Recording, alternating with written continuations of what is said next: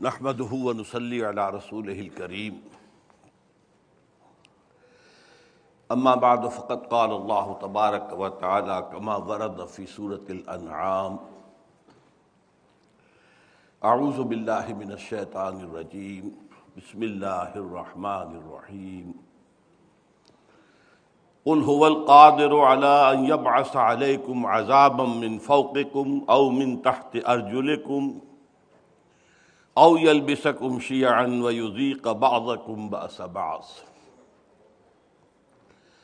وقال تبارك وتعالى كما ورد في سورة الرعد ألم يروا أنا نأتي الأرض ننقصها من أطرافها والله يحكم لا معقب لحكمه وهو سريع الحساب وقال جل وعلا كما ورد في سورة الأنبياء افلا يرون انا ناتي الارض ننقصها من اطرافها افهم الغالبون صدق الله العظيم رب اشرح لي صدري ويسر لي امري واحلل عقدة من لساني يفقهوا قولي اللهم ربنا الهمنا رشدنا واعذنا من شرور انفسنا اللهم ارنا الحق حقا وارزقنا اتباعه وارنا الباطل باطلا وارزقنا اجتنابه آمین یا رب العالمین۔ مجھے اپنے جمعے کے خطاب کے دوران ایک مغالطہ لگا تھا۔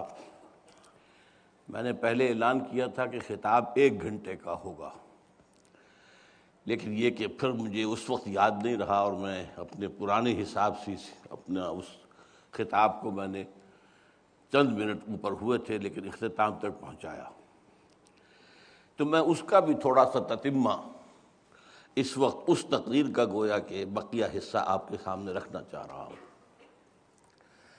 میں نے جو عرض کیا تھا کہ یہودیوں میں بھی سب ایک جیسے نہیں، عیسائیوں میں بھی سب ایک جیسے نہیں۔ یہودیوں میں مذہبی یہودی بھی ہیں اور سیکولر یہودی بھی ہیں۔ پھر میں نے بتایا تھا کہ ایک تقسیم ان میں سفرڈیم اور اشکنزیم ان کی بھی تقسیم ہے، چنانچہ ان کے ہاں بھی ایک کشاکش جاری رہتی ہے۔ عام طور پر مذہبی یہودیوں نے زائنزم کی تحریک کو پسند نہیں کیا۔ زائنزم کی تحریک جو ہے، صہیونیت کی تحریک، یہ خالص سیکولر یہودیوں کی تحریک ہے، اور اس میں زیادہ اشکنزم جو ہے وہ شامل ہیں، یعنی وہ کہ جو یہودیوں میں بعد میں شامل ہو گئے تھے وہ بنی اسرائیل میں سے نہیں ہیں، بلکہ جو علاقہ آج کا روس کا علاقہ ہے، بحیرہ کیسپیئن کے ساتھ اوپر اور بائیں طرف، یہاں ایک بڑی سلطنت تھی خازر، تو اس کا بادشاہ جو ہے وہ یہودی ہو گیا تھا۔ تو ان کی جو نسل چلی ہے وہ ہے کہ جو سرخ و سفید رنگت کے یہودی ہیں، اور عام طور پر یورپ کے یہودی وہی ہیں۔ سفرڈین جو ہے وہ ہیں اصل کہ جو بنی اسرائیل ہیں، اور ظاہر بات ہے کہ بنی اسرائیل جو ہیں وہ تو چونکہ ایشین نیشن ہے، حضرت یعقوب علیہ السلام فلسطین کے رہنے والے تھے، حضرت ابراہیم وہاں تھے، لہذا ان کی رنگتیں جو ہے بس ایسی ہیں جیسے ہمارے ہاں گورے لوگ ہوتے، ذرا نسبتاً گورے، بس اللہ اللہ خیر صلی اللہ، ان کے اندر وہ سرخی نہیں ہوتی۔ یہ سیفرڈین جو ہے ان کو اشکنزیم نے دبایا ہوا ہے بری طریقے سے، اور ان کو ایکسپلائٹ کرتے ہیں، اور یہ سیفرڈین جو ہے وہاں پر ناراض ہیں اس وقت۔ ان کو گویا کہ انہوں نے سیکنڈ ریٹ سٹیزن کا درجہ دے رکھا ہے۔ اصل جو صہیونیت ہے وہ اشکنزم کی ہے، اور جو مذہبی یہودی ہیں اب ان کی تو اگرچہ پرائرٹی نمبر 1 وہ ہے کہ گریٹر اسرائیل قائم ہو اور وہاں پر ٹیمپل بنے، اور وہاں پر پھر جو ہے تھرون آف ڈیوڈ لا کے رکھا جائے، لیکن یہ جو زائنسٹ ہیں یہ اس میں اتنے انتھوزیاسٹک نہیں ہیں۔ وہ اس کے لیے بھی تیار ہیں کہ اگر عربوں کے ساتھ ان کا کوئی ایک اکنامک بلاک بن جائے، عرب بہت بڑی طاقت ہے، 30 کروڑ کے قریب لوگ ہیں، وسائل ان کے پاس بہت ہیں، تیل ہے، بہت سے اور ذرائع ہیں، لیکن تعلیم، technical know how, management, business organisation, یہ جو آج کی جدید سائنسز ہیں، اس میں ظاہر بات ہے کہ ان کی وہ حیثیت نہیں ہے۔ تو اس کے لیے بھی تیار ہیں کہ چونکہ پورے یورپ کا بھی اور پورے امریکہ کا بھی دباؤ ہے کہ عربوں کے ساتھ ایک آخری جو ہے شو ڈاؤن مت کرو، بہرحال بہت بڑی تعداد کے اندر یہ لوگ ہیں، لہذا وہ اس کے لیے تیار ہیں کہ ایک اکنامک ریجن بن جائے ہمارا، جیسے یورپ ایک اکنامک یونٹ بن گیا ہے، تو ان کا سرمایہ ہوگا اور ان کی لیبر ہوگی، مین پاور بھی ان کے پاس ہے، نو ہاؤ ہمارا ہوگا، ٹیکنیکس ہماری ہوں گی، مینجمنٹ ہماری ہوگی، ایڈمنسٹریشن ہماری ہوگی، ملائی ہم کھاتے رہیں گے، یا یوں کہیے کہ مکھن ہم کھاتے رہیں گے، اور چھاچھ جو ہے وہ ان کے لیے چھوڑ دیں گے۔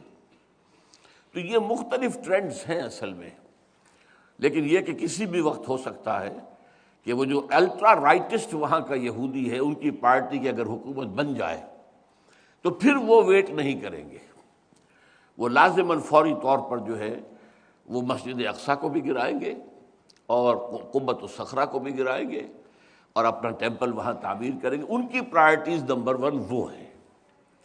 تو یہ میں چند باتیں چاہتا تھا کہ اور جو ہے ان حالات کے اندر جو ہے بٹوین دی لائنز پڑھنے کی جو صلاحیت میں نے کہا تھا اپنی تقریر میں، وہ آپ حضرات میں پیدا ہو جائے۔ اسی طریقے سے کیتھولکس جو ہیں وہ یہودیوں سے زیادہ محبت نہیں کرتے، بلکہ شدید نفرت رکھتے ہیں دل کے اندر۔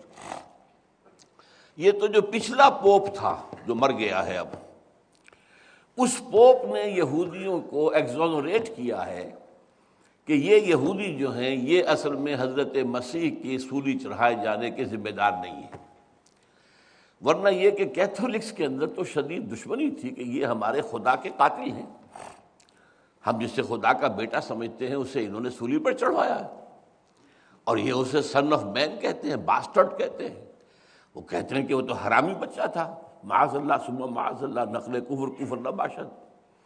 تو ان میں تو شدید جو ہے ان سے نفرت تھی، لیکن یہ کہ اس سابقہ پوپ نے ایک بہت بڑی مہم چلائی تھی، چنانچہ جو ایونجلسٹ ہیں اور جو پروٹیسٹنٹس ہیں، west white Anglo Saxon Protestants, وہ اس پوپ کو شیطان کہتے تھے، یہ شیطان ہے، اور یہ ہولی رومن امپائر جو کبھی ہوتی تھی، عیسائیوں کی ایک بہت بڑی عظیم سلطنت، رومن امپائر عیسائی، یہ دوبارہ قائم کرنے کے لیے اس نے یونیفائی کروایا ہے یورپ کو۔ یہ یورپ کی یونیفیکیشن جو ہے یہ صرف جو ہے کوئی اقتصادی معاملہ نہیں ہے، بلکہ اس کے پیچھے جو ہے مذہبی معاملہ ہے کہ جیسے وہ عظیم سلطنت روما تھی اسی طریقے سے یہ دوبارہ وجود میں آ جائے، اور یہ پھر رومن کیتھولک مذہب کو آگے بڑھائے، اور فلسطین میں جو ہے وہ ایک رومن کیتھولک حکومت قائم کی جائے۔ چنانچہ باقاعدہ ایک ٹرمپٹ، فلاڈیلفیا ٹرمپٹ ایک رسالہ نکلتا ہے ان کا، جو ایونجلسٹ ہیں امریکہ کے، تو انہوں نے باقاعدہ ایک مضمون میں لکھا، اس سے پوپ کو کہا شیطان، اور یہ شیطان جو ہے یہ لاسٹ کروسیڈ کی تیاری کر رہا ہے، دی لاسٹ کروسیڈ، جو سب سے بڑا اور سب سے ہولناک ہوگا، صلیبی جنگوں کے اندر سب سے خوفناک جنگ جو ہونے والی ہے، یہ اس کی تیاری کر رہا ہے۔ تو یہ ہے اصل میں عیسائیوں میں اور یہودیوں میں۔ پھر تیسری بات اور بھی ہے، ظاہر بات ہے کہ امریکہ کی جو ٹوٹل بالادستی دنیا پر ہے اس وقت، وہ یورپ کو تو پسند نہیں ہے۔ عام طور پر یورپی اور امریکی ایک دوسرے سے نفرت کرتے ہیں۔ امریکی یہ سمجھتے ہیں کہ یورپی جو ہیں یہ گنوار ہیں، پرانے ہیں، کنزرویٹو ہیں، دقیانوسی لوگ ہیں، اور یہ یورپین یہ سمجھتے ہیں کہ یہ مادر پدر آزاد ہے، نہ ان کی کوئی تہذیب ہے، نہ ان کا جو ہے کوئی اصول ہے۔ تو اس حوالے سے ان کے درمیان بھی اندر دشمنی ہے، خاص طور پر فرانس اور امریکہ کے مابین۔ تو اس حوالے سے بھی ان کی ایک کشمکش ہے، اس لیے کہ دنیا میں فیصلہ کن طور پر امریکہ ہی کو ایک سپریم جو ہے سول سپریم پاور آن ارتھ ہونے کی حیثیت حاصل ہو جائے، وہ رشیا کو بھی پسند نہیں ہے، چائنا کو بھی پسند نہیں ہے، اور ظاہر بات ہے کہ بھارت کو بھی پسند نہیں ہے، اگرچہ یہ کہ اس وقت ان کی اسٹریٹجیز جو ہے آپس میں مل گئی ہیں، لیکن یہ کہ بہرحال کوئی بھی اس کو پسند نہیں کرتا۔ تو جیسے بھائیوں کے اندر بھی ایک مسابقت اور مقابلہ چلتا رہتا ہے، بھائیوں کے درمیان، حقیقی بھائیوں کے مابین بھی ہوتا ہے، تو ایسے ہی ان کے اندر بھی یہ دراڑیں موجود ہیں، اور یورپ جو ہے ابھر رہا ہے ایک چیلنج کی حیثیت سے امریکہ کے لیے۔ اس کی کرنسی اب بہت مضبوط ہو چکی ہے، اور امریکہ کا ڈالر بہت نیچے جا چکا ہے۔ امریکہ تو ایک مالیاتی تباہی کے کنارے تک پہنچ چکا ہے، ٹریلینز کے اندر اس کا قرضہ ہے اس وقت جو اس کے سر پر ہے، اور جو خرچہ اس کو کرنا پڑ رہا ہے، عراق کی جنگ، افغانستان کی جنگ، وہ تو واقعہ یہ ہے کہ جیسے کہ کسی کے جسم میں سے خون جو ہے سوت کر نکال لیا جائے، ایسے امریکن اکانومی جو ہے اس کو سوتا جا رہا ہے۔ تو یہ بھی کچھ جو ہیں یہ انڈر کرنٹس، میں نے کہا تھا کہ کچھ کرنٹس اوپر نظر آتے ہیں، لہریں چل رہی ہیں، اور کچھ انڈر کرنٹس ہوتے ہیں، اور ظاہر بات ہے کہ جب تک ان انڈر کرنٹس کا اندازہ نہ ہو آدمی صحیح رائے قائم نہیں کر سکتا۔ بس اس کو تو سمجھیے میری جمعے کی تقریر کا تتبع۔ اب آج ہمیں کرنا ہے پاکستان کے داخلی اور علاقائی جو مسائل ہیں۔ اب اس کے ضمن میں اپنا ذہن بنا ہی رہا تھا کچھ کہ کیا بات کروں، کہاں سے شروع کروں، کیا صغرا ہو کیا کبرا ہو، کہ وہ رات جو ہے وہ ایٹمک دھماکہ ہو گیا، اتنا بڑا واقعہ ہو گیا، اچانک جو ہے ایمرجنسی آ گئی، عدلیہ ختم، اور ذرائع ابلاغ کی جو ہے پابند، اور ایک بڑا جو ہے ایک انقلاب آ گیا ہے اس ملک کے اندر۔ اب اس سے صورتحال جو ہے بہت بدل گئی ہے، ایک دم بہت بدل گئی ہے۔ میں نے اس سے پہلے 4.25 سال پہلے اسی جگہ پر 29 فروری 2004 کو تقریر کی تھی، اس کا یہ میرے پاس اب بھی موجود ہے نوٹس، اور اس کا اشتہار جو دیا تھا اس میں لکھا تھا اخبار میں بہت بولڈ، کیا پاکستان کے خاتمے کی الٹی گنتی شروع ہو چکی ہے؟ کیا پاکستان کے خاتمے کی الٹی گنتی شروع ہو چکی ہے؟ اور میرا جواب تھا اٹس اے بگ یس، ہاں پاکستان کے خاتمے کی الٹی گنتی شروع ہو چکی ہے۔ یہ ہے 4.25 سال پرانی بات۔ اس وقت جو میرا صغرا کبرا تھا وہ بنیادی طور پر 2 باتوں پر تھا۔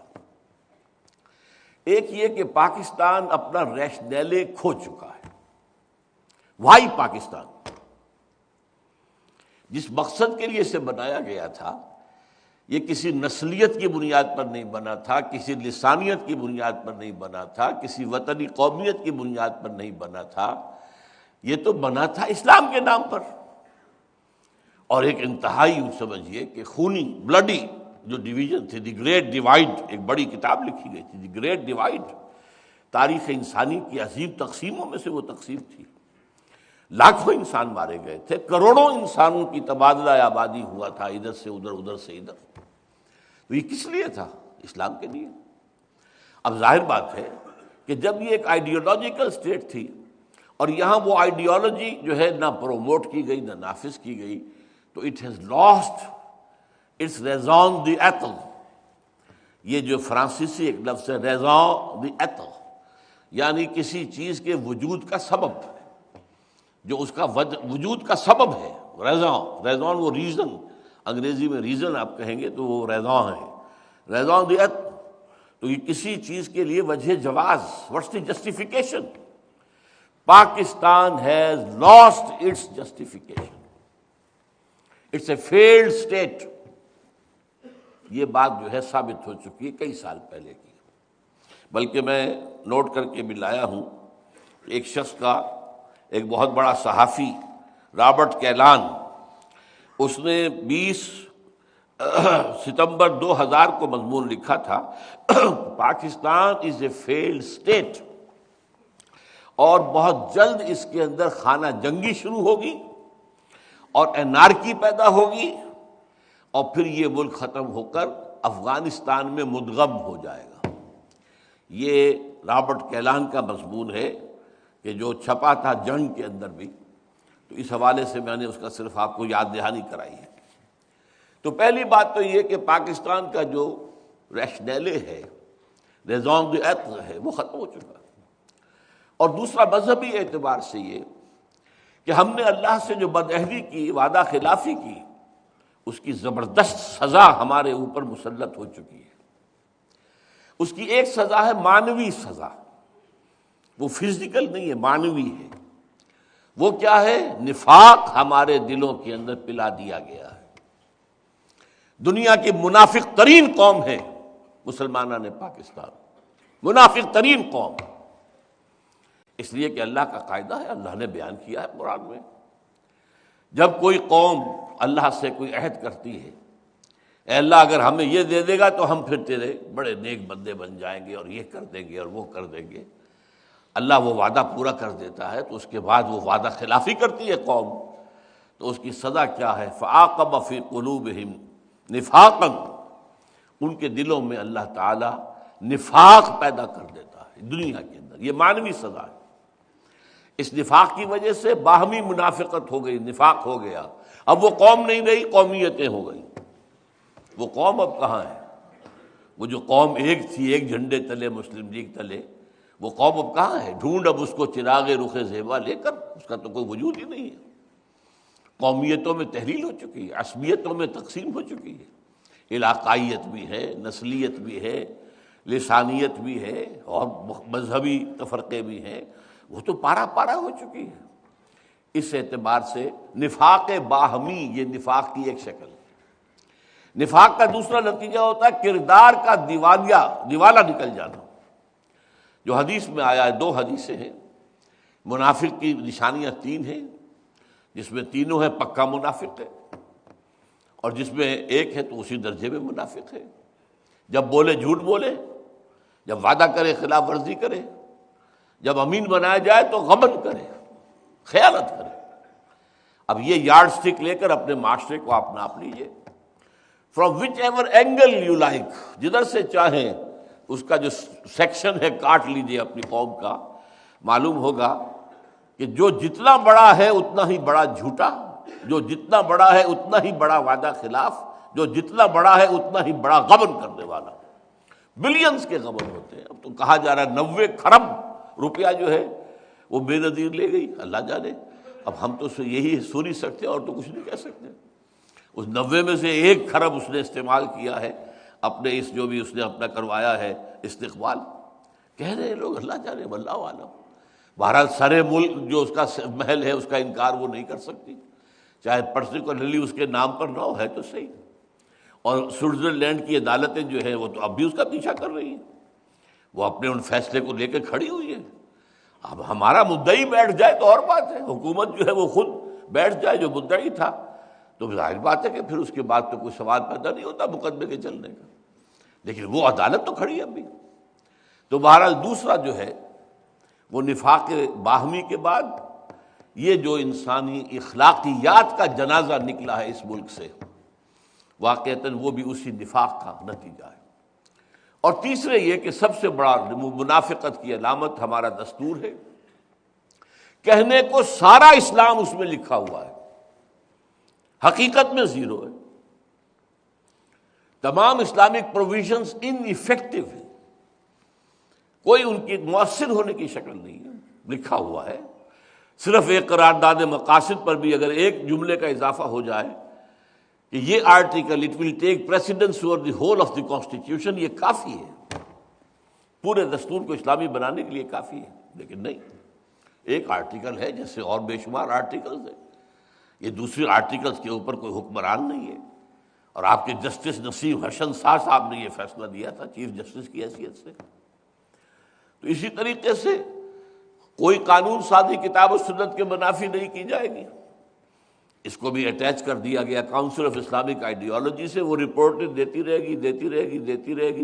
گی، رپورٹوں کے انبار لگ گئے، الماریاں بھر گئی، کوئی ایک رپورٹ بھی آج تک پارلیمنٹ میں پیش نہیں ہوئی، کسی ایک رپورٹ کی بنیاد پر بھی کوئی قانون سازی نہیں ہوئی۔ اور ہمارا وہ جو ایک ڈکٹیٹر آیا تھا اسلام کے نام پر، ضیاء الحق، اس نے فیڈرل شریعت کورٹ بنائی تو اس کو 2 ہتھکڑیاں پہنا دی، 2 بیڑیاں ڈال دی، دستور پاکستان تمہارے دائرے سے خارج، جوڈیشل پروسیجرل لاز تمہارے دائرے سے خارج، مسلم فیملی لاز تمہارے دائرے سے خارج، اور یہ کہ جو فسکل لاز ہیں مالیاتی وہ بھی 10 سال تک خارج۔ رہ کیا گیا؟ فریب، جھوٹ، دھوکہ دینے کے لیے دنیا کو فیڈرل شریعت کورٹ، اب روپے کروڑوں خرچ ہو رہے، تنخواہیں ہیں، سب کچھ ہے، یہ سب exercise in utility, in futility. اس اعتبار سے یہ دو پہلو ہیں جو میں گنتا رہا ہوں۔ اب تیسرا پھر عذاب اللہ کی طرف سے ایک آیا تھا جو فزیکل عذاب ہے، وہ سن 71 میں آ گیا تھا، ملک دو لخت ہوا، بدترین شکست ہوئی، اور میں ہمیشہ سے کہتا چلا آ رہا ہوں، یہ اچھی طرح نوٹ کر لیجئے کہ جس طریقے سے بنی اسرائیل پر جو تباہی آئی تھی نبوکدنضر کے ہاتھوں، تو اس سے پہلے جو ہے بہت سے اللہ کے نبی جو ہیں انہیں اس کی جو ہے وہ وارن کرتے رہے تھے۔ ان میں سے میں کچھ نام بھی نوٹ کر کے لایا تھا، یسعیاہ، یرمیاہ، حزقیل۔ وہ کہتے تھے کہ لوگوں، اے بنی اسرائیل، درخت کی جڑ پر کلہاڑا رکھا جا چکا ہے، ہوش میں آ جاؤ، توبہ کرو، باز آ جاؤ۔ لیکن کسی کے کان پہ جوں تک نہیں رینگی۔ وہی کام میں کر رہا ہوں، 10-15 سال سے کر رہا ہوں، ہوش میں آؤ، تباہی اور بربادی تمہارے جو ہے دروازے پر کھڑی ہوئی ہے، برباد ہو جاؤ گے۔ یہ محل تو تم نے بنا لیے ہیں ڈیفنس آف سوسائٹی کے، ان میں رہنا تمہیں نصیب ہوگا یا کوئی اور آ کر رہے گا؟ جیسا قرآن مجید میں آیا ہے، وَسَكَنْتُمْ فِي مَسَاكِنِ الَّذِينَ ظَلَمُوا، جب قوم کو برباد کر دی جاتی ہے تو کوئی اور آ کر پھر ان کے گھروں کے اندر جو ہے ڈیرا ڈالتا رہتا ہے، ان محلوں کے اندر جو ہے رونق افروز ہوتا ہے۔ تو یہ ہوتا ہے، ایک قوم خلاص ہو گئی، سمود ختم ہو گئی، اس نے محل بنائے ہوئے تھے تو کوئی اور ہی آ کے اس میں آباد ہوئے نا پھر۔ تو یہی ہوگا، دیکھنا ان بستیوں کو تم کے ویراں ہو گئی اور درخت کی جڑ پر کڑھاڑا رکھا جا چکا ہے۔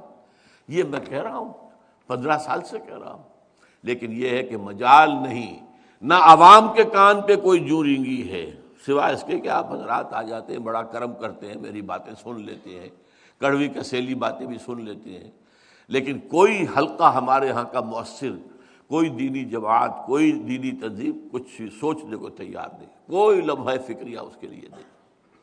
یہ ہیں وہ 3 باتیں جس کی بنا پر آج سے 3.25 سال پہلے میں یہ کہہ چکا ہوں کہ پاکستان کے خاتمے کی الٹی گنتی شروع ہو چکی ہے۔ اب آج جو کچھ میں کہہ رہا ہوں آپ سے وہ یہ ہے کہ آج محسوس ہوتا ہے کہ وہ گھڑی بالکل سر پر آ گئی ہے، تباہی عین ہمارے دروازے پر آ کر دستک دے رہی ہے، ایک آتش فشاں ہے جس پر کہ اس وقت ملک بیٹھا ہوا ہے۔ یہ پھٹے گا تو کیا ہوگا اس کا آپ اندازہ نہیں کر سکتے۔ آپ غور کیجئے، اب ذرا میں چاہتا ہوں کہ پاکستان کا خارجی جو ہمارے علاقائی معاملات ہیں اور پھر داخلی جو حالات ہیں ان کا ایک جائزہ اس وقت پیش کروں۔ سب سے پہلے یہ کہ ہماری سب سے لمبی سرحد بھارت کے ساتھ ہے۔ بھارت پیدائشی دشمن، ہندو نے پاکستان کو دل سے ہرگز ہرگز ہرگز تسلیم نہیں کیا۔ ہر ہندو کے دل میں ناسور ہے پاکستان۔ ہماری بھارت ماتا کے ٹکڑے جو ہے انہوں نے کروا دیے، وہ تو گو ماتا کے ٹکڑے ہو جائے تو بھارت ماتا کے ٹکڑے کرا دیے، ناسور ہے ان کے اندر، اور وہ گھات میں ہے۔ جیسے سن 71 میں ہوا تھا، جو صورتحال ہماری غلطیوں اور حماقتوں سے مشرقی پاکستان میں پیدا ہو گئی تھی، اس کا بہترین فائدہ اٹھایا بھارت نے۔ اس زمانے میں میں تو بہرحال اس وقت بھی اپنے شعور کے دور میں تھا زندگی کے، سبرامنیم ان کا ایک بہت بڑا جو ہے وہ جو ہے مشیر تھا سیاسی، اس نے کہا تھا this is the chance of the century, یہ صدی کا موقع ہے، اسے استعمال کرو، مت جانے دو اس کو ہاتھ سے، توڑ دو پاکستان۔ توڑ دیا۔ تو وہ تو گھات میں ہے، وہ اس گھات میں ہے بلکہ انتظار میں ہے کہ کب یہ پاکستان اپنے اندرونی خلفشار کی وجہ سے خود ہی گرے، اور پھر ہم تو جائیں گے وہاں پر حالات کو سنبھالنے کے لیے۔ ارے بڑی بدامنی ہو گئی ہے، بڑا حالات خراب ہو گئے ہیں، ہم اس ملک کی اس علاقے کی ایک ریجنل سپر پاور ہیں، چھوٹی سی سپر پاور تو ہے، تو ہمارے ذمے ہے کہ وہاں جا کر لوگوں کو جو ہے وہ اس فساد سے، اس خانہ جنگی سے، اس تباہی سے، اس ہلاکت سے، اس بربادی سے نجات دلائے۔ وہ تو نجات دہندہ کی حیثیت سے آئیں گے۔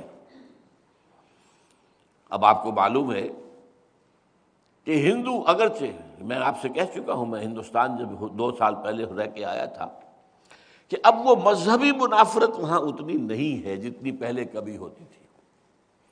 وہ مسلمان کو تو گوارا کرنے کو تیار ہیں، پاکستان کو گوارا کرنے کو تیار نہیں۔ مسلمان رہے چلے، پہلے تو خیر ان کے ہاں بہت زور شور تھا کہ ہندوستان کو پاک کرو ان مسلمانوں سے، ملیچ ہیں یہ، ناپاک ہیں یہ، ان ملیچوں سے، ان کے وجود سے ہماری جو پوتر زمین ہے بھارت کی، اس کو پاک کرو۔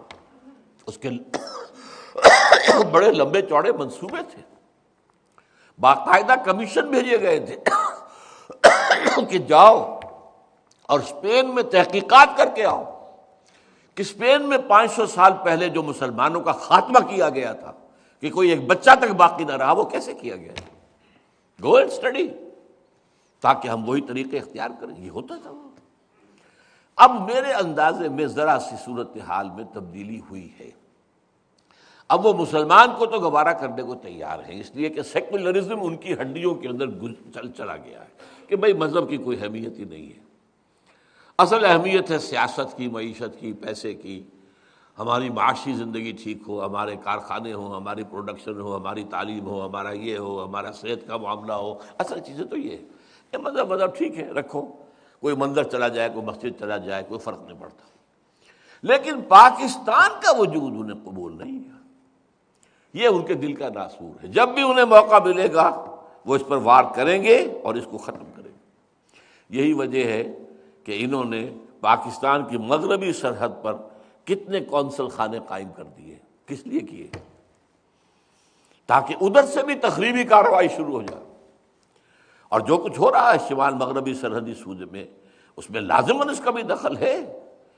ہاں، اور بھی کاسز ہیں اس کے اندر، لیکن یہ بھی دخل ہے، کیونکہ جو کچھ ہم نے ان کے ساتھ کیا ہے کشمیر میں، اب وہ ہمارے ساتھ کر رہے ہیں ان علاقوں کے اندر۔ انہیں ہتھیار دو، انہیں پیسہ فراہم کرو، تاکہ پاکستان کی فوج جو ہے وہ اس کے ساتھ لڑے، اس کا ستیہ ناش کرے، اسے کمزور کرے۔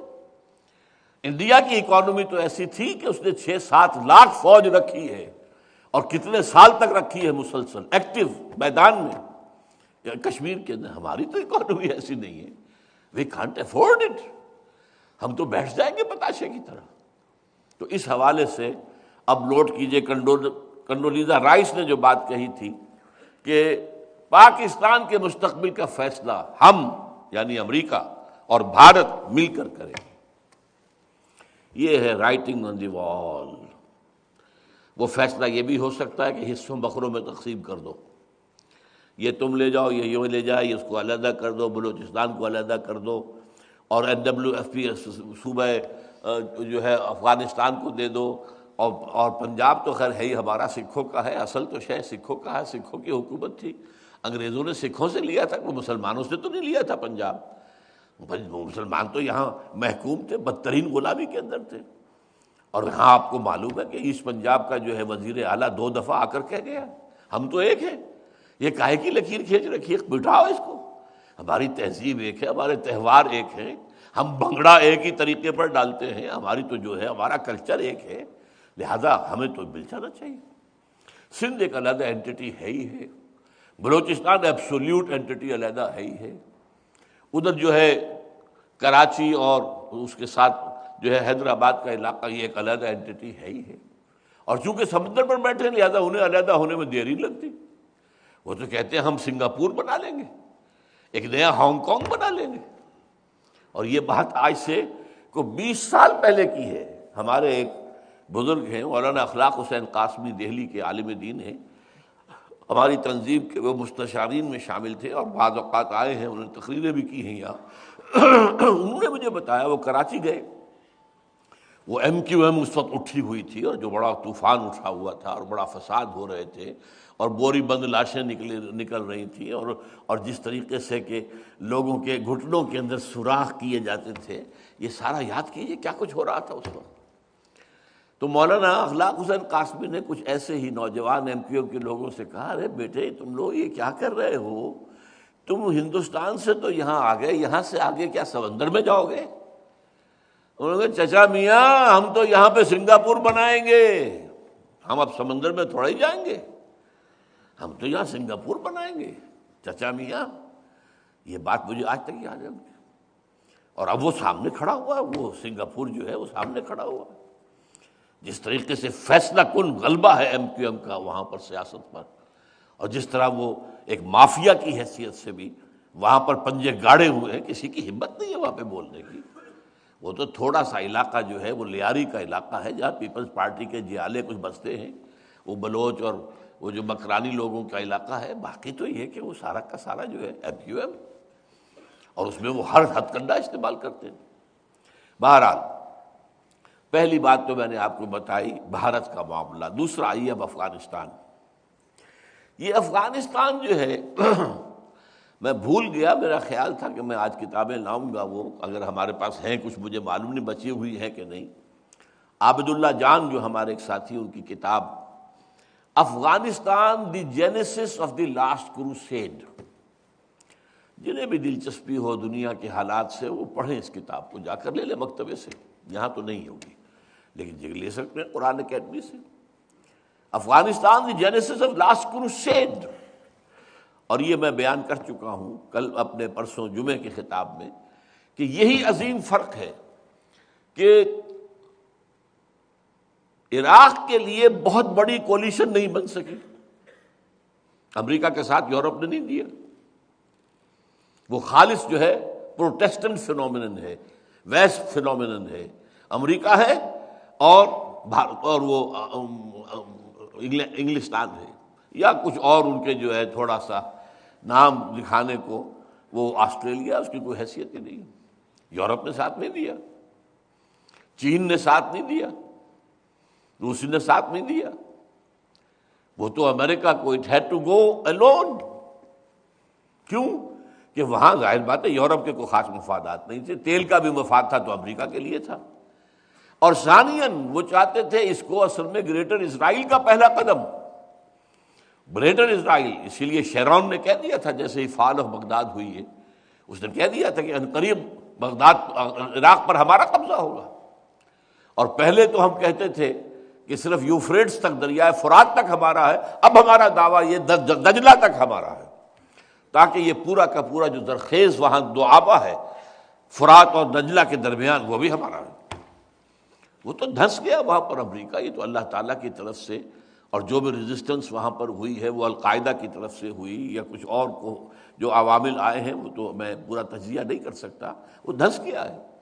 ورنہ یہ ہے کہ وہاں، لیکن اس کے برعکس افغانستان میں جتنا بڑا کولیشن بنا ہے، پورا یورپ ساتھ ہے، امریکہ ساتھ ہے، برطانیہ ساتھ ہے، آسٹریلیا، سب کے سب، بلکہ یہاں پر روس کی ہمدردیاں بھی ان کے ساتھ، چین کی ہمدردیاں بھی ان کے ساتھ۔ وائی؟ اس لیے کہ یہاں امکان تھا اسلام کے ابھر کر ایک نظام کی حیثیت سے سامنے آنے کا، resurgence of Islam, the political Islam, نظام خلافت کا امکان بن گیا تھا۔ تو نپ دی ایول ان دی بڈ، ختم کرو اس کو۔ اپنے جو ہے وہ ٹوین ٹاورز خود گرائے حرام زادوں نے، تاکہ ہماری قوم کے اندر ایک دم غضب پیدا ہو جائے، غصہ پیدا ہو جائے کہ وہ اپنی ساری طاقت جو ہے اور اپنے سارے وسائل ہمارے ڈسپوزل پر ڈال دیں کہ ہم حملہ کر دیں، بڑے سے بڑا حملہ، چاہے کتنے ہی اس میں کتنے بلین ڈالرز خرچ ہو جائیں۔ اس کے لیے گرایا اس نے، انہوں نے خود گرایا۔ بہرحال یہ فرق ہے افغانستان کا اور عراق کا۔ افغانستان سے مسئلہ وہ در حقیقت تھا اسلام کا، عراق کے ساتھ مسئلہ اسلام کا نہیں ہے۔ عراق میں کہاں اسلام تھا؟ اسلام نام کی کوئی شے عراق میں تھی ہی نہیں، وہ تو بہت ہی سیکولر، آزاد خیال، بہت جدید تہذیب کے اندر رنگا ہوا ملک تھا۔ وہاں تو کوئی ایسی اسلامی تحریک بھی نہیں تھی، نہ کوئی القاعدہ تھا، نہ کوئی طالبان تھے، کچھ بھی نہیں تھا، لیکن وہاں تھا تیل اور اسرائیل، اور یہاں اصل میں ہے اسلام، اس کو ختم کرنے کے لیے۔ تو اس حوالے سے افغانستان کا جو معاملہ ہے، اب وہاں جو کچھ اس وقت ہو رہا ہے اور جو ریزسٹنس ہے، اس کو بھی انالائز کر لیجئے۔ ان میں طالبان بھی ہیں جو خلوص کے ساتھ اسلام چاہتے ہیں، ان میں پھر افغان نیشنلزم بھی ہے، وہ افغان نیشنلزم کے جو غلام رہنے کو تیار نہیں ہے، اس کو مذہب سے سروکار نہیں ہے، وہ افغان نیشنلزم جو کھڑا ہو گیا تھا ایک فصیل بن کر کھڑا ہو گیا تھا روس کے مقابلے میں، اگرچہ ہتھیار دیا امریکہ نے اور پیسے دیے امریکہ نے، لیکن جانیں تو دی ہیں افغانوں نے، اور وہ کوئی مذہبی لوگ نہیں تھے۔ مجھے تو خود معائنہ کرایا تھا گل الدین حکمت یار نے اپنے کیمپ کا، جو یہ پشاور کے بہت قریب ہی ایک ان کا کیمپ تھا، وہاں پر جو ایک ڈیم ہے، وہ نام بھول رہا ہوں اس ڈیم کا، وہاں ان کا ایک بڑا کیمپ تھا۔ تو وہاں جو لوگ تھے کیمپ میں، انہیں علی بیتے پڑھا رہے تھے، کہتے تھے انہیں کلمہ نہیں آتا، آ گئے جہاد کے لیے، کلمہ بھی نہیں آتا ان کو۔ وہی حال جو ہمارے بلوچستان کے اندر ہے، ہمارے دیہات کے اندر ہے۔ تو اس لیے وہ اسلام کا نہیں تھا، وہ معاملہ تھا نیشنلزم، کہ ہم جو ہے روس کے غلام کیسے بن جائیں۔ اور ایک بات نوٹ کر لیجئے، this Afghan nationalism has always been against Pakistan and pro Bharat. میری بات سمجھ رہے ہیں؟ جب پاکستان نے درخواست دی تھی آزادی کے بعد یونائٹڈ نیشنز کی ممبرشپ کی، تو جو ایک ہی ووٹ مخالفت میں آیا تھا پوری دنیا میں، نہیں بننا چاہیے اس کو رکن، وہ افغانستان کا تھا۔ افغان جو ہیں ان کی ہمدردیاں بھارتیوں کے ساتھ ہیں۔ باچا خان بھارت کا ایجنٹ تھا، ولی خان بھارت کا ایجنٹ۔ باچا خان نے پاکستان میں دفن ہونا پسند نہیں کیا، وہ جلال آباد میں جا کے دفن ہوا۔ تو یہ حقائق ذہن میں رکھا کیجیے، Afghan nationalism is against Pakistan and pro Bharat. اب اس کی وجوہات کیا ہیں میں اس کی تفصیل میں نہیں جا سکتا، بٹ دی فیکٹ ریمینس۔ اور نمبر 3، وہاں پر 3 گروہ اور بھی ہیں۔ ایک وار لارڈز ہیں، چونکہ ان کے علاقے بنے ہوئے ہیں تو ظاہر بات ہے کہ وہ نہیں چاہتے کہ مرکزی حکومت مضبوط ہو جائے۔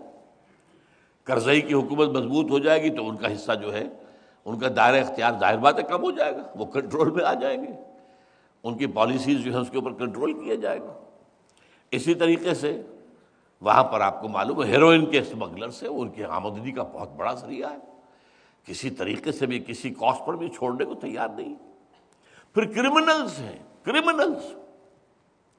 ابھی تو مجھے یہ بتایا ہے کچھ جاننے والے لوگوں نے کہ سوات میں جو لوگ آ کر اس وقت پاکستانی فوج سے لڑ رہے ہیں ان میں کرمنلز ہیں شامل، جرائم پیشہ لوگ بھی شامل ہیں۔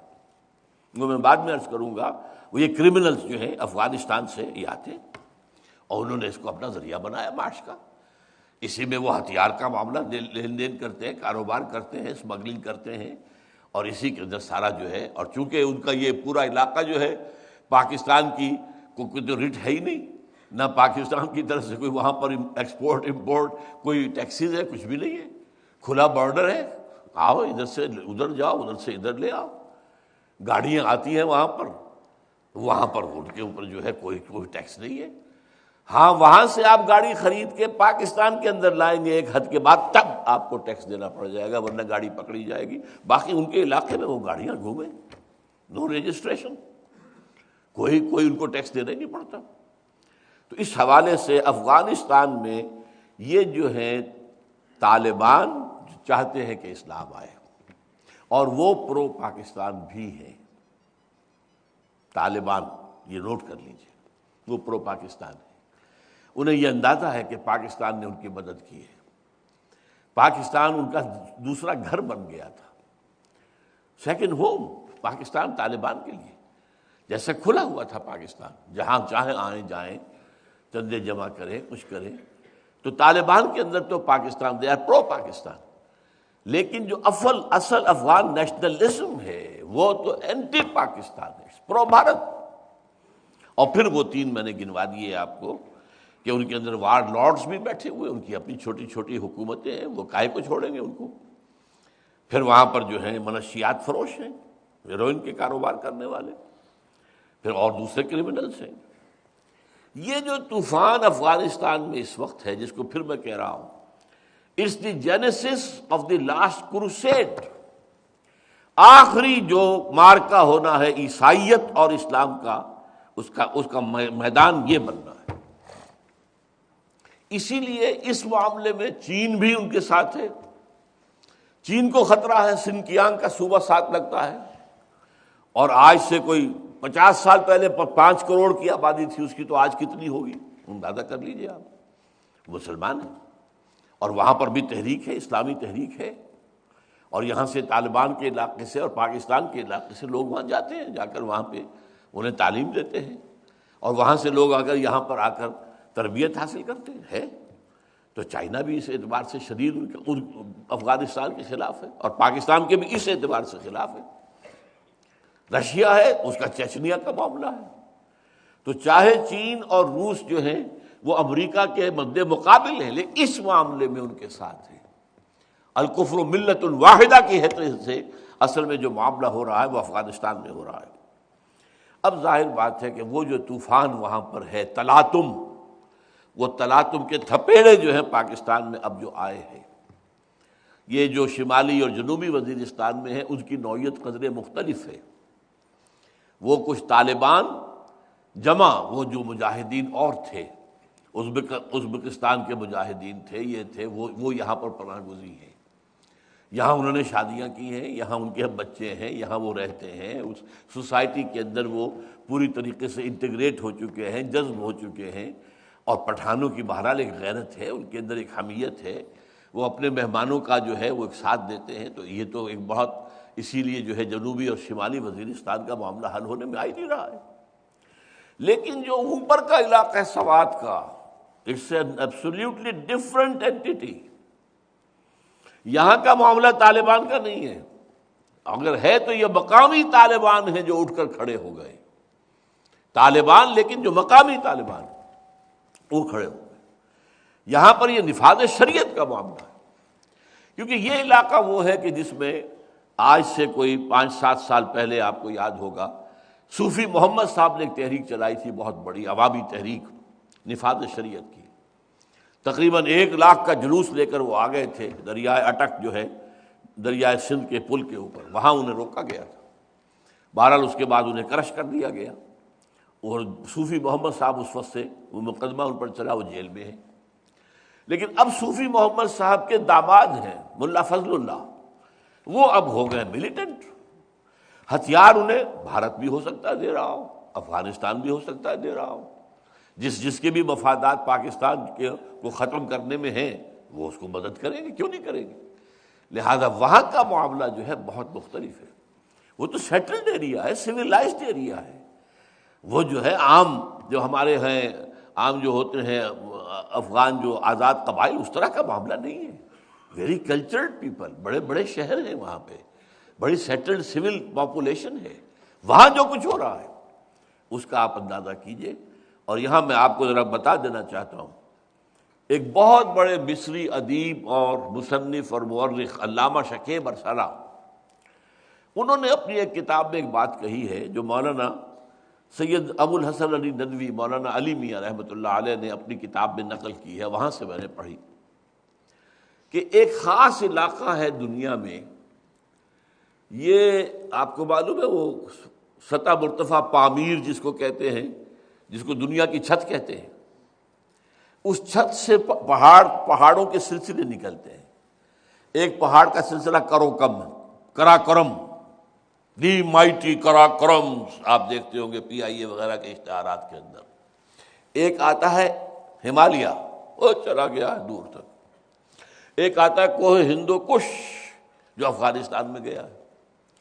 اب یہ ہمالیہ یوں آ رہا ہے from north towards south east یوں، اور کوہ ہندو کش آ رہا ہے from north toward south west. انہوں نے کہا ہے یہ جو ٹرائنگل بنتی ہے ان 2 پہاڑوں کے درمیان، اس میں جو قوم آباد ہے، اگر پوری دنیا میں اسلام کی نبضیں ڈوب گئی تب بھی اس جگہ پر اسلام کی نبض چلتی رہے گی۔ ان کے اندر وہ مذہبیت ہے۔ پھر یہی وہ علاقہ ہے جہاں سید احمد بریلوی اور شاہ اسماعیل شہید رحمۃ اللہ علیہما ان کا جہاد ہوا ہے۔ انہوں نے انگریزوں کو بہت دیر تک ستائے رکھا ہے، آسانی کے ساتھ سبڈیو نہیں ہوئے۔ وہ تو اب بھی آپ مالاکنڈ پہاڑ کا اگر کراس کرتے ہیں تو وہاں ایک چوکی ہے چرچل پوسٹ، جہاں پہ جو ونسٹن چرچل بعد میں بنا وزیر اعظم انگلینڈ کا، وہ وہاں پہ لیفٹیننٹ کی حیثیت سے وہاں پر جو ہے وہ مامور تھا، وہ کھڑا رہتا تھا۔ تو اس حوالے سے یہ پورا جو ہے بالا کنڈ سے اوپر کا علاقہ جو ہے انگریزوں کو آرام سے تو نہیں بیٹھنے دیا انہوں نے، لڑائیاں ہوتی رہی، سب خون مارا، یہ کیا، ٹھیک ہے اوپن وار میں مقابلہ نہیں کر سکتے تھے لیکن چین سے نہیں بیٹھنے دیا۔ اور اب یہ ہے وہ علاقہ جہاں سے اب تحریک جو ہے وہ نفاذ شریعت کی ملیٹنٹ انداز میں اٹھ رہی ہے۔ اور اس میں اب ایک اور اضافہ کیجئے، بہت بڑا اضافہ ہے اور بہت بڑی نئی بات کا آپ کو بتا رہا ہوں۔ ہمارے ہاں عربی مدارس، خاص طور پر جو دیوبندی مدارس ہے، وفاق المدارس سے جن کا تعلق ہے، اور کہا جاتا ہے کہ 18,000 مدرسے مردوں کے اور 6,000 عورتوں کے ان کے ساتھ جو ہے ایفیلیٹڈ ہیں۔ ان کے جو طلبہ ہیں، جیسے افغانستان میں کبھی طالبان اٹھے تھے ملا عمر کے ساتھ، طالبان تھے، نام ہی ان کا طالبان رکھا گیا، ایسے ہی یہ طالبان جو ہیں اب سرکش ہو کر کھڑے ہو رہے ہیں، یہ اپنے ان علماء سے بدظن ہو چکے ہیں، اعلیٰ عمارتوں میں بیٹھے ہوئے قال اللہ قال رسول قال اللہ قال رسول قال اللہ قال رسول قال ابو حنیفہ اور قال شافعی کرتے رہو، میدان میں تو نہیں آتے تم لوگ، میدان میں آ کر باطل کو چیلنج کرو نا۔ ان طلباء میں بغاوت پیدا ہو چکی ہے اپنے ان علماء کے خلاف، وہ جو پیسو علماء ہیں، ان ایکٹیو علماء ہیں، جو پڑھنا پڑھانا ہی صرف جانتے ہیں، پڑھتے رہے اور پھر اس کے بعد پڑھاتے رہے، زندگی اسی میں گم ہو گئی، ختم ہو گئی، اس سے آگے ان کی زندگی کے اندر کوئی مقصد ہے ہی نہیں۔ اب انہوں نے ایک تحریک شروع کی ہے، تحریک طلباء و طالبات برائے نفاذ شریعت اسلامی، اور اس تحریک کا سربراہ انہوں نے مقرر کیا ہے مولانا ڈاکٹر شیر علی خان، یہ اکوڑا خٹک کے مدرسے میں شیخ الحدیث ہے، اور ان کے ہاتھ پر بیعت کی ہے، اب بیعت کی بنیاد پر کھڑے ہوئے، اور ایگزیکٹ جو ہمارا طریقہ کار ہے تنظیم اسلامی کا وہ انہوں نے اناؤنس کیا ہے۔ انہوں نے کہا ہم الیکشن میں حصہ نہیں لیں گے، بالکل، ہم صرف دعوت و تبلیغ کا کام نہیں کریں گے، تعلیم و تدریس کا کام نہیں کریں گے، نمبر 3 ہم کوئی عسکریت اختیار نہیں کریں گے بلکہ عوامی تحریک چلائیں گے۔ جو ہمارا موقف ہے سال ہر سال سے جس کو میں پیش کر رہا ہوں کہ اسلام یہاں پر آئے گا تو نہ تو بیلٹ سے آئے گا، انتخابات سے، نہ وعظ و نصیحت سے آئے گا، اور نہ جو ہے اب جس طریقے سے کہ ایک عسکری انداز ہو گیا اس سے آئے گا، نہ صرف یہ ہے کہ انتخابات سے آئے گا عوامی تحریک۔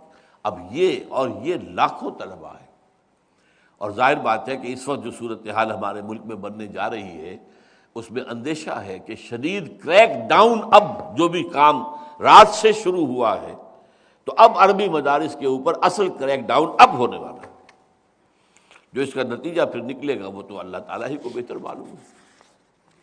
یہ میں نے آپ کو پاکستان کے مشرق اور مغرب کا حال بتایا۔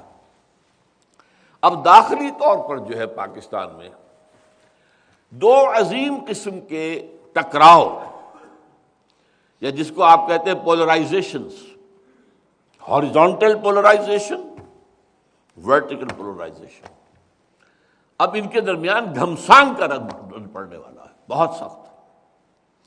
پہلی پولرائزیشن کیا ہے؟ عوام ورسس حکومت۔ فیصلہ کن وقت آ گیا ہے اب کہ پاکستان کے عوام فوج کے خلاف کھڑے ہو جائیں، نو مور، انف از انف۔ یہ کیا حکومت انہوں نے اپنا حصہ اپنے باپ کی جائیداد بنا رکھا ہے؟ کیوں؟ کیسے؟ Who are they? They are paid servants of the government of Pakistan. یہ ان کا حق نہیں ہے۔ یہ جو معاملہ ہے اب اس وقت میں سمجھتا ہوں کہ یہ جو اب ایمرجنسی آئی ہے، میرے نزدیک یہ ہے کہ اب حالات کافی بدل چکے ہیں، چونکہ جو بھی صورتحال آج سے چند مہینے پہلے ہوئی تھی، چیف جسٹس نے انکار کیا استعفیٰ دینے سے، پھر اس کے ساتھ بدسلوکی ہوئی، پھر ایک وکلاء کی تحریک ایک دم کھڑی ہو گئی۔ کوئی شان گمان نہیں تھا اس ملک کے اندر، مارا ازیں گیا ہے ضعیف ہی گمان ابود۔ ہمیں تو اندازہ ہی نہیں تھا کہ ان وکلاء کے اندر یہ پڑھے لکھے لوگ جو ہیں، وہ کالے کوٹ، کالی پینٹیں، کالی ٹائی لگانے والے، یہ کوئی میدان میں آ کے وہ جو بھی ہمارے گام میں ماجھے جو ہیں مختلف تحریکوں کے اندر آ کر وہ جانے دینے کے لیے تیار ہوئی، یہ تو بالکل ڈفرینٹ کیٹیگری ہے۔ میں نے تو یہ کہا بلبرا کہ میں تو پاکستان کی قوم سے مایوس ہو چکا تھا کہ پاکستان کی قوم مردہ ہے، کچھ نہیں ہے اس کے اندر. And it's no use whipping the dead horse. ایک مردہ گھوڑے کو آپ کتنے چابک لگا لیں، کیا دوڑے گا؟ وہ مرا ہوا بھائی. لیکن مجھے امید ہوئی اس وکلا کی تحت، میں نے برملا کہا کہ نہیں، جان ہے، کوئی ہم سے ہی کمی ہوئی ہے کہ ہم نے ان لوگوں کو صحیح طور سے جو ہے اپروچ نہیں کیا ہے، ورنہ کھڑے ہو گئے. کس طریقے سے کھڑے ہوئے؟ 26 گھنٹے کی ڈرائیونگ ہو رہی ہے، ایک آدمی اور ایک چیف جسٹس بیٹھا ہوا ہے، اور لوگ دوڑ رہے ہیں، دھوپ کے اندر کھڑے ہیں، گھنٹے گھنٹوں کھڑے ہیں، انتظار کر رہے ہیں. تو بہرحال اب صورتحال وہ نہیں ہے، اور ہو سکتا ہے کہ وکلا کی تحریک جو ہے اگر اب وہ دوبارہ ہمت کر لے، اس میں ظاہر بات ہے کچھ جان کے خطرے تو ہوں گے، کچھ جانیں دینی پڑیں گی. اب معاملہ جو ہے وہ اس طرح کا نہیں ہوگا. اس وقت تو ظاہر بات ہے کہ کھلی چھوٹ دے رکھی تھی حکومت نے کہ ٹھیک ہے نکال لو جلوس وغیرہ. اب تو ظاہر بات ہے کہ آپ کو ایمرجنسی کے قوانین توڑنے پڑیں گے میدان میں آنے کے لیے. لیکن یہ کہ مجھے اندازہ ہے کہ یہ تحریک چل سکتی ہے. اور اگر یہ تحریک چلی تو اس کے ساتھ ظاہر بات ہے نواز شریف تو ہے ہی ہے، اس نے تو اپنے کریڈینشلز جو ہیں بنا لیے ہیں. پرو جمہوریت اپنا موقف جو ہے اور اینٹی مارشل اللہ موقف جو ہے اس نے پورا پختہ کر لیا ہے ہر اعتبار سے. اس کے لیے کریڈیبلٹی اس اعتبار سے بن چکی ہے. بے نظیر کو بھی لامحالہ اب آنا پڑے گا. اب ڈیل نہیں چلے گی. کہاں تک اس کے لوگ کہاں تک برداشت کریں گے؟ عام طور پر بھی وہاں اس کے حلقوں کے اندر پسند نہیں کیا گیا مشرف کے ساتھ ڈیل کو، مفاہمت کو عام طور پر. لیکن ٹھیک ہے، پرانی لیڈر ہے، بھٹو کی بیٹی ہے، یہ ٹھیک ہے. اور ظاہر بات ہے کہ ان کی شیرازہ بندی اسی کے گرد ہے. وہ ذرا میدان سے ہٹ جائے تو ختم ہو جائے گی پیپلز پارٹی. لیکن یہ کہ اب اس حالت کے اندر بھی اگر اس نے ساتھ دیا تو she will be dead, absolutely dead. اور میں نہیں سمجھتا کہ وہ اس طرح کا کوئی قدم اٹھائے گی.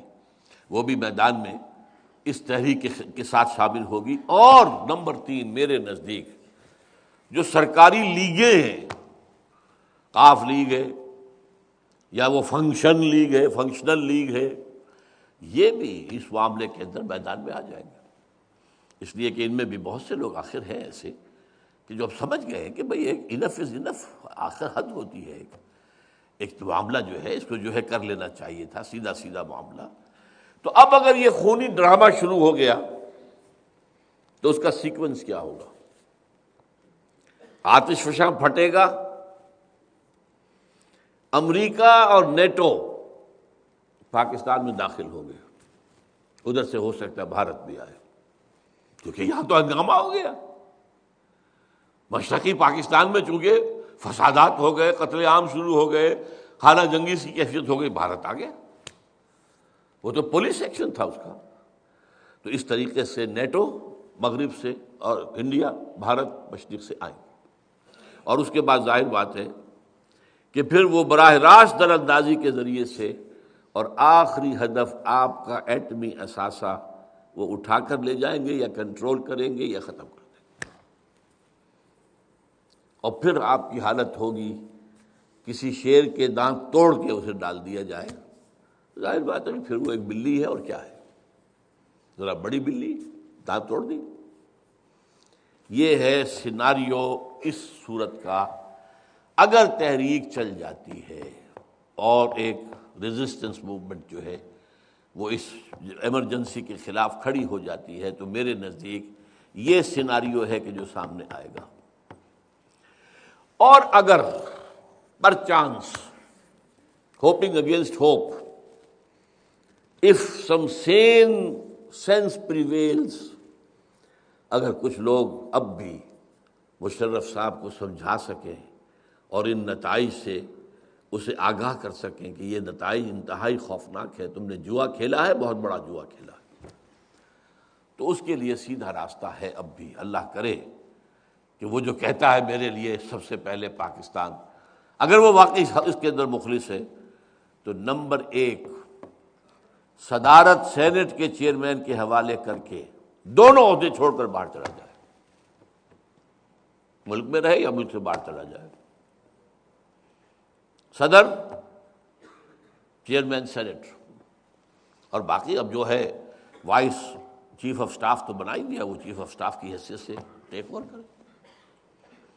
اور پھر حکومتیں بنے، لیکن ان میں صرف وہ ججز شامل کیے جائیں مرکزی اور صوبائی حکومتوں میں، کیئر ٹیکر حکومتوں میں، جنہوں نے کبھی پی سی او کے تحت حلف نہ اٹھایا ہو. That's the criterion.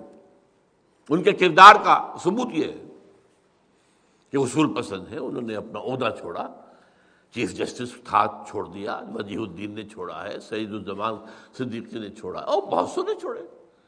ان کی غیرت نے گوارا نہیں کیا پی سی او کے تحت جو ہے حلف لینا. صرف ان لوگوں پر مشتمل جو ہے عبوری حکومتیں بنائی جائیں. اور پھر نمبر 3، کھلے عام انتخابات ہو جائیں. یہ صورتحال جو ہے اس کرائسس کو کسی طریقے سے ختم کر سکتی ہے. صورتحال کی بہتری کی کوئی شکل پیدا ہو سکتی ہے، لیکن اس کے اندر بھی آگے مسئلہ ختم نہیں ہوتا. ایک جو ورٹیکل پولرائزیشن اس ملک کی ہو رہی ہے، وہ تو جب اگر سیاست کا میدان کھل جائے گا تو اس میں بھی آئے گی، بھرپور طریقے پر آئے گی. اب اس ملک میں ایک طرف بالکل معین ہو کر آ گئے، ننگے ہو کر آ گئے ہیں، جو سیکولر ہیں، دین کے مخالف ہیں، اور جو مادر پدر آزاد روشن خیال ہے. وہ ایم کیو ایم ہے، پیپلز پارٹی ہے. یہ ایک طرف ہے. اور دوسری طرف ظاہر بات ہے کہ جملہ لیگیں جو ہیں، ظاہر بات ہے لیگیں چاہے وہ اسلامی نہ ان کا مزاج نہ ہو، لیکن یہ کہ وہ اس مسلم لیگ کی وہ وراثت کچھ نہ کچھ تو ہے نا، اسلام کے نام پر جس نے ملک چلایا تھا. تو یہ نام کے مسلمان تو ہیں، اور یہ اس طریقے سے جو ہے شریعت کی وہ توہین اور تذلیل کہ یہ جو شرعی سزائیں ہیں یہ تو وحشیانہ ہیں. وہ ساری بات ہے کہ یہ لوگ تو یہ لیگیں جو ہیں، چاہے وہ نواز لیگ ہو، چاہے قاف لیگ ہو، چاہے فنکشن لیگ ہو، جماعت اسلامی ہو، ایم ایم اے ہو، مدارس کے طلباء ہوں، جیسا کہ میں نے کہا ہے، they will be on the other side. اب ان کے درمیان گھمسان کا مقابلہ اس ملک میں ہوگا. اس مقابلے کی حالت کے اندر ظاہر بات ہے کہ پھر دما دم مشق قلندر والا معاملہ جو ہے ہو سکتا ہے، کھانا جنگی بھی ہو سکتی ہے، کیونکہ اب یہ انتہائیں بالکل کلیئر کٹ ہو کر کرسٹلائز ہو کر آ چکی ہیں سامنے. M Q M, Peoples Party بالکل واضح ہے. اب عجیب بات کیا ہے، اس وقت ایک طوفان جنوب سے آ رہا ہے، وہ خالص سیکولر، لادینی، آزاد خیال، مغربی تہذیب کے پرستار، یہ ان کا ہے. گویا کہ پاکستان کے نظریے کی جڑ کو اکھاڑ کر اور اس کو ختم کرنے کی تحریک وہ جنوب سے آ رہی ہے. شمال سے تحریک آ رہی ہے پاکستان کے نظریے کے اس بات کے لیے، اسلام کے نظام کو قائم کرنے کے لیے، شریعت کے احکام کی تنفیذ کے لیے. یہ شمال سے آ رہی ہے. یہ جو صورتحال ہے، تو میں نے جو آج آیتیں پڑھی تھی وہ ذرا آپ کو میں یاد دلا دینا چاہتا ہوں کہ میں نے سورہ انعام کی ایک آیت پڑھی تھی. قل، اے نبی ان سے کہہ دیجئے، هو القادر، اللہ اس پر قادر ہے، ان یبعث علیکم عذابا من فوقکم، کہ تم پر کوئی عذاب مسلط کر دے تمہارے اوپر سے. اگر یہاں سیکولر فورسز نہیں تو اوپر سے جو عذاب آئے گا وہ ظاہر بات ہے سواتیوں کا آئے گا، وہ طالبان کی طرف سے ان کے ہاتھوں سے آئے گا، وہ اس کو ختم کریں گے. من فوقکم او من تحت ارجلکم، یا تمہارے قدموں کے نیچے سے آئے گا. وہ سیلاب جو ایم کیو ایم اور پیپلز پارٹی کا ہے وہ نیچے سے آئے گا، وہ جنوب سے آئے گا. او یلبسکم شیعا، اب یہ ہے پولرائزیشن جس کا میں نے کہا ہے، یا تمہیں گروہوں میں تقسیم کر دے گا، وَيُذِيقَ بَعْضَكُمْ بَأْسَ بَعْضٍ، اور تمہیں ایک دوسرے کی قوت کا مزہ چکھائے گا. بجائے اس کے کہ اللہ آسمان سے نازل کرے یا زمین سے کوئی عذاب نکالے، لڑو آپس میں، مارو ایک دوسرے کو، گردنیں کاٹو، ایک دوسرے کی عزتوں پر ہاتھ ڈالو، ختم کرو. یہ ہوگا، او یلبسکم شیعا ویذیق بعضکم بأس بعض۔ اور دو آیتیں جو ہیں یہ اسی حوالے سے کہ ایک وہاں سے طوفان آ رہا ہے، ایک ادھر سے آ رہا ہے۔ الم یروا انا ناتی الارض ننقصها من اطرافها، یہ ایک عجیب نقشہ ہے، سمجھ لیجیے ان آیات کو۔ اور یہ دو آیتیں ہیں جو میں نے سنائی ہیں، یہ سورہ رعد کی ہے اور پھر سورہ انبیاء کی ہے۔ افلا یرون انا ناتی الارض ننقصها من اطرافها، یہ نقشہ کھینچا گیا ہے کہ مکہ ایک شہر تھا اور مکے میں شرک کا گڑھ، کفر کا گڑھ، بت پرستی کا مرکز۔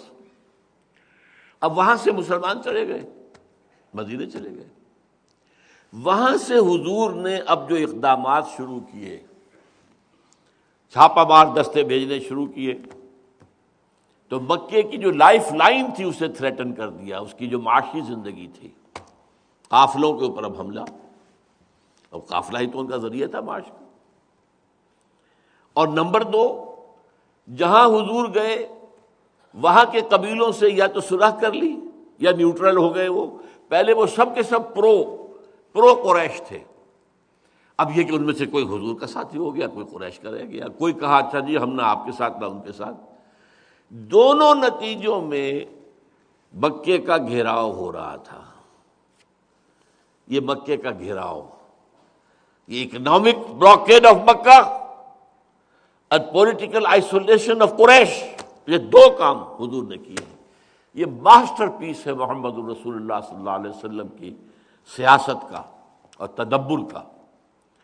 تو گویا کہ بتایا جا رہا ہے مکے والوں، تمہارے گرد رفتہ رفتہ گھیرا تنگ ہو رہا ہے، تمہیں ابھی نظر نہیں آ رہا۔ الم یروا انا ناتی الارض ننقصها من اطرافها، ہم تمہارے ارد گرد زمین کو کم کرتے چلے جا رہے ہیں، اطراف سے، چاروں طرف سے تمہارا گھیراؤ ہو رہا ہے، تم اس گھیراؤ کے اندر محصول ہوتے جا رہے ہو۔ واللہ یحکم، اور اللہ تو یہی فیصلہ کرتا ہے، لا معقب لحکمہ، اس کے حکم کو ٹالنے والا، پیچھے ڈالنے والا کوئی نہیں ہے۔ وہو سریع الحساب، اور وہ تو حساب لینے میں بہت جلدی ہے، اس کو کوئی دیر نہیں لگتی۔ اور یہی بات جو میں ہمیشہ کہا کرتا ہوں کہ اہم مضامین قرآن میں دو دفعہ ضرور آتے ہیں۔ افلا یرون انا ناتی الارض ننقصها من اطرافها، کیا یہ دیکھ نہیں رہے قریش؟ اپنے آنکھوں سے نہیں دیکھ رہے کہ ہم تو ایڈوانس کر رہے ہیں، اسلامک فورسز جو ہے ایڈوانس کر رہی ہیں، پولیٹیکل آئسولیشن تمہاری ہوتی چلی جا رہی ہے اور تمہارا اکنامک بلاکیڈ ہوتا چلا جا رہا ہے۔ افلا یرون انا ناتی الارض ننقصها من اطرافها افهم الغالبون، تو کیا یہ غالب آ سکیں گے؟ بعین ہی یہی حال اس وقت پاکستان کا ہے۔ ایک طرف بھارت اور افغانستان کی طرف سے گھراؤ آ رہا ہے، مشرق سے مغرب سے، ایک طرف جنوب اور شمال سے آ رہا ہے۔ ایک ورٹیکل پولرائزیشن ہو رہی ہے، ایک ہاریزونٹل پولرائزیشن ہو رہی ہے۔ اور یہ جو میں نے آپ کو رابرٹ کیلان کا مضمون بتایا تھا، اس کی بھی میں بس حقیقت واضح کر کے بات ختم کرتا ہوں۔ اصل نقشہ کیا ہے امریکہ کا؟ امریکہ چاہتا ہے کہ ایٹ اینی کاسٹ افغانستان میں تو اس کے پنجے گڑ جائیں اور مضبوط حکومت وہاں قائم ہو جائے۔ ہوگی یا نہیں ہوگی یہ اللہ کے ہاتھ میں ہے، but this is there design. اور پاکستان کو بھی جوڑ دیا جائے، اسی کے تابع کر دیا جائے، اور یہ جو ہے اس طریقے سے اس پورے علاقے کے اوپر ہمارا ایک تسلط قائم ہو جائے، اور پاکستان کا جو بھی ایک چین کے ساتھ راستہ بنتا ہے وہ بھی ختم ہو جائے، چین کے جو ہے گھیراؤ کا عمل بھی مکمل ہو جائے۔ اور اس طریقے سے وہ اپنے نقشوں میں بتا رہے ہیں، اس رابرٹ کیلان نے کہا تھا کہ افغانستان اور پاکستان ایک وحدت بن جائیں گے، ایک وحدت انڈر امریکہ، انڈر نیٹو، یہ ایک وحدت، یہ ان کا خیال ہے۔ اللہ کیا کرے گا وہ تو اللہ جانتا ہے۔ ان کا خیال تو عراق میں بھی بہت کچھ تھا، وہاں ان کے خیال تو پورے نہیں ہو سکے، وہاں سے جو ہے وہ تو نکلنا مشکل ہوا، نکلنا چاہ رہے ہیں، ہر طرح سے کوشش کر رہے ہیں کہ کسی طرح نکل جائے۔ اور آپ کو معلوم ہے وہ شیرون خواب دیکھ رہا تھا کہ عراق کے اوپر ہماری حکومت ہوگی قریب، وہاں پہ یہ ہوا کہ انہیں تو لبنان کے ہاتھوں بھی، حزب اللہ کے ہاتھوں جو ہے انہیں مار پڑ گئی، جو کہ بالکل انبلیویبل سی بات تھی، کوئی سوچ نہیں سکتا تھا کہ اسرائیل مار کھا جائے گا، انوینسیبل سمجھا جاتا تھا۔ تو حالات اللہ کیا کرے گا یہ اس کو معلوم ہے، کہ جو ان کے نقشے ہیں، تیری بربادیوں کے مشورے ہیں آسمانوں میں، یہ جو آسمان دنیا ہے جس کے اوپر بیٹھا ہوا اس وقت امریکہ بہادر، ان کے اپنے نقشے ہیں۔ باقی یہ کہ اللہ کیا چاہتا ہے، ما شاء اللہ کان وما لم یشاء لم یکن، جو اللہ چاہے گا ہوگا، اور جو اللہ تعالیٰ نہیں چاہتا وہ نہیں ہو سکتا۔ میں نے آج وہ بات نہیں کی ہے جو بار بار ہر دفعہ میں کرتا ہوں، جس کے بارے میں اب میں واقعہ یہ ہے کہ تھک گیا ہوں کہ کوئی سننے والا ہے نہیں، کہ خدا کے لیے کھڑے ہو جاؤ، خدا کے لیے توبہ کرو، اپنی انفرادی زندگیوں میں توبہ کرو، جو چیز شریعت کے خلاف ہے نکال کے پھینک دو، پھر جمع ہو، بنیان مرصوص بنو، بیعت کرو، طاقت بنو، اور حزب اللہ کی شکل اختیار کرو۔